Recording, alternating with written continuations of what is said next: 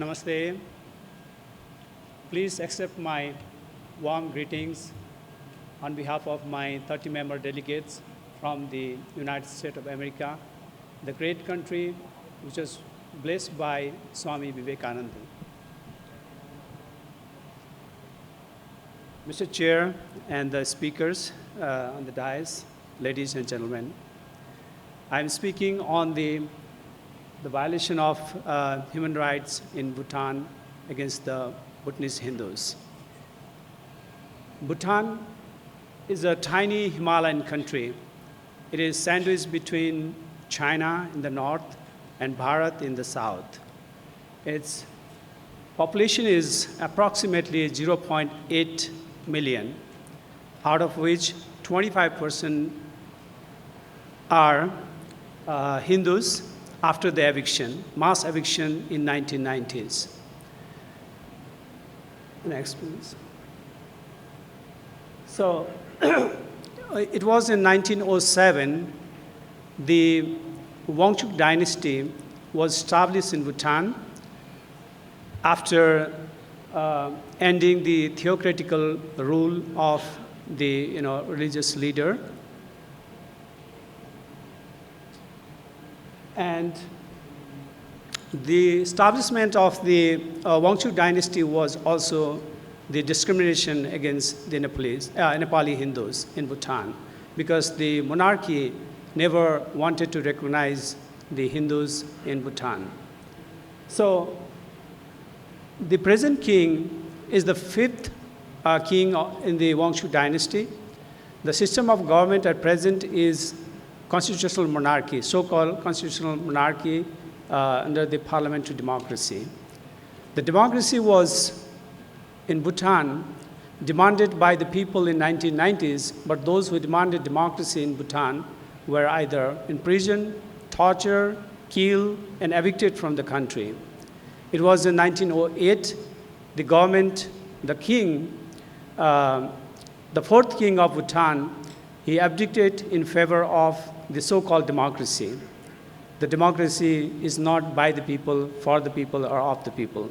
It is by the people, of the people, it's by the king, of the king, and for the king. It proves that the constitution written by under the command of the king says, under the article 216E says, the Druk Gyalpo, that's the king of Bhutan, in exercise of his royal prerogative, may exercise powers relating to matters which are not for under the constitution or other laws, which means the king is above the constitution, becoming more authoritarian than the so-called democratic. So it was in 1952, the third king ascended in the throne, and he declared the formation of National Assembly, declaring that people's participation is important in the nation building and policy making. However, he continued to command, and everything remained under his command. It was an exercise of almost like 6 years. It was 1958. The first law, the citizenship law of Bhutan, was enacted. No other laws were there in the country. Whatever the king says is to be the law of the country. Even today, that's continuing. Next, please. So the Citizenship Act of 1958 was amended in 1985, adding more very harsh policies against the Hindus in Bhutan by declaring, which is a violative of Article 2 of the UDHR, because the Article 2 of the UDHR says that everyone is entitled to all the rights and freedoms set forth in the declaration, in the UDHR, the Universal Declaration of Human Rights. That was not protected under under this Citizenship Act.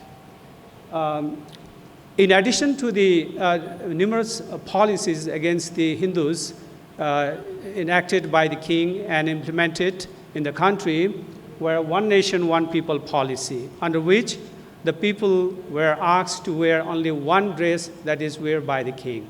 speak only one language that is the national language of the country called Jonka, follow only one religion, that is Hinduism.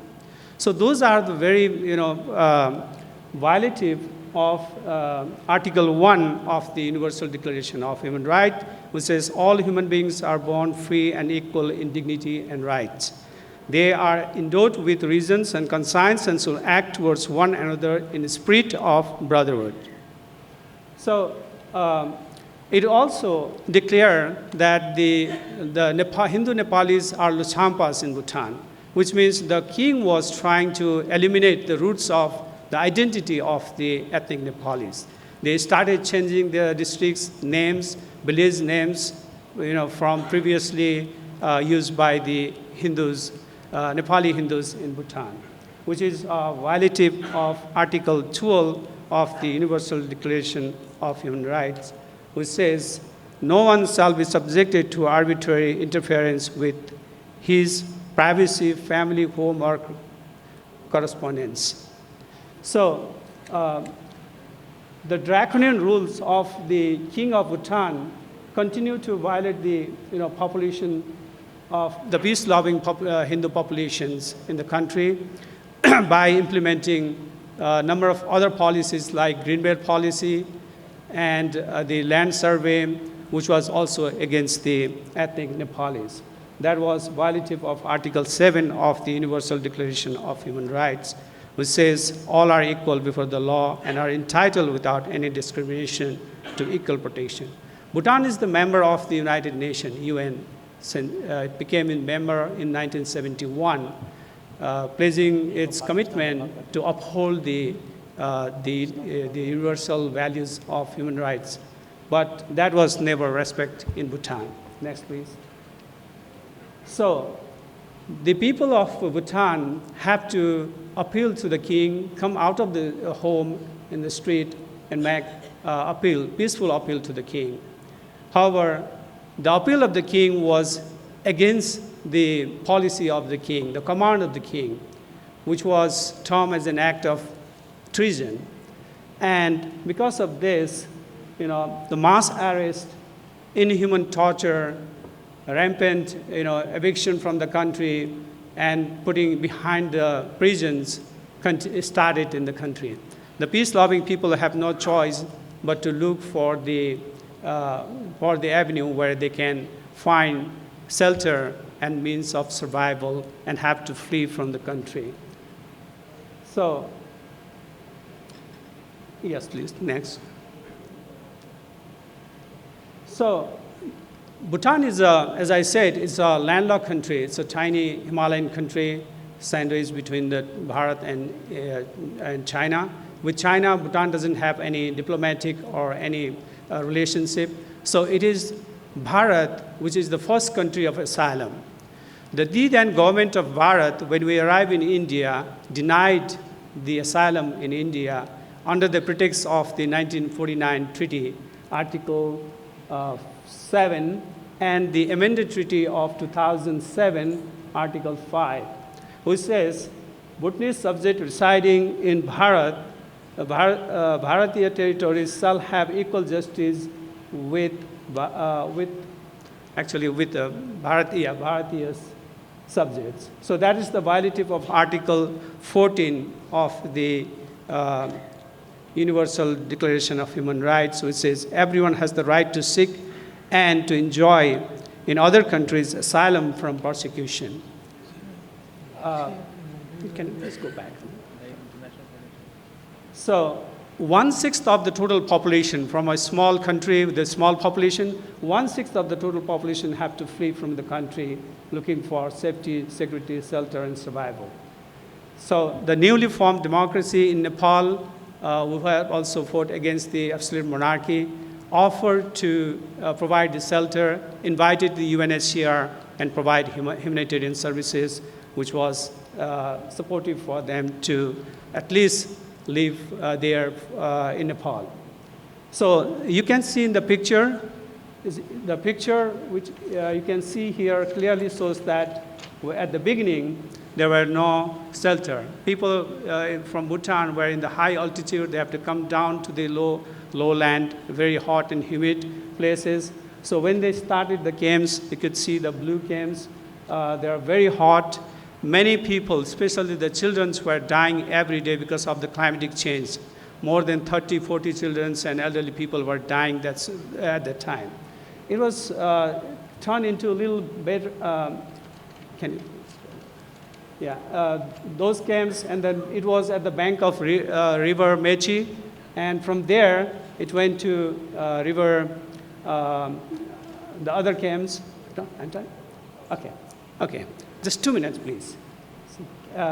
Yes, the fires in the camps, you could see, those are the, efforts attempt by the rural regime's agent to destroy all the, documentary evidences, and that happened several times. These are the camp lives. You could see people are trying, children are living in the shelter. I'm grateful to the chair who visited these camps physically in 2007, and he has seen all this. Can you please go next? Okay. So resettlement in 2008, the resettlement started for the refugees because we are not able to go back to Bhutan. It was the government of the United States which actually coordinated with the other countries like Canada, Australia, New Zealand, Norway, Netherlands, Denmark, and the United Kingdom to solve this problem under this burden sharing solution. So there are still 2 camps remaining. You can see in the picture, 7,000 refugees are still there, and this problem is not solved. They are waiting for the solution. All international support has been stopped, and there is still problem going on. Next, please. So in the US, we have a largest population. We have a lot of challenges of language barrier, not finding the place of religions, and there are so many other challenges. Next, please. So this problem is not solved yet, and we have to, we can recognize easily from the country of gross national happiness, the country which is called the gross national happiness, where even the street dogs smiles. That's what the Prime Minister of Bhutan says. I don't know how he knows that the dogs are smiling. But in the country of Buddha Dharma, the Hindus are discriminated, and there is so much of violation. Democracy is just a mockery, and I watch the international community. Next, please. I'm finishing in 1 minute. Yes. So I have few appeal to the international community. Number 1 is to condemn the Bhutan's behavior against the Lhosampa Hindus, raise this issue with the international community in favor of refugees in the camp. And we have political prisoners in the camp. We appeal to the international community to advocate for their release from the jail, and also urge the government of Bhutan and Nepal to continue the negotiation and solve the problem. Bharat has a very important role to play, so we urge the government of Bharat to help resolve this problem. And last but not the least, we have established Om Center Divya Dham under the Global Bhutanese Hindu Organization in Ohio. Please help us to establish Divya Dham. We are at the beginning. We just bought the land last year. Thank you so much for this time once again.